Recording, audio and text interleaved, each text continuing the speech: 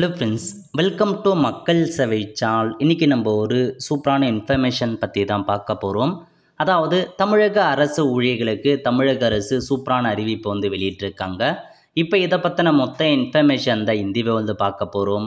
இந்த video skip பண்ணாமல் ஃபுல்லாக பாருங்கள். அது மட்டும் அல்ல, இந்த வீடியோ நிறைய பேருக்கு ஷேர் பண்ணுங்கள். ஓகே, அதாவது தமிழ்நாடு அரசு ஊழியர்கள் ஓய்வூதியர்களுக்கு இம்மாத ஊதியத்துடன் 4 மாத அகவிலைப்படி கொடுக்கப்படும் அப்படின்னு சொல்லியிருக்காங்க.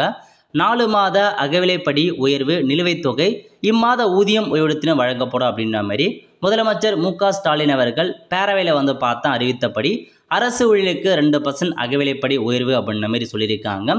ஸோ இந்த மாதம் பார்த்தா உங்களுக்கான சேலரி உட்பட 4 மாதத்துக்கான அகவிலைப்படிக்கான அமௌண்ட்டு பார்த்தா கொடுக்க போகிறாங்க.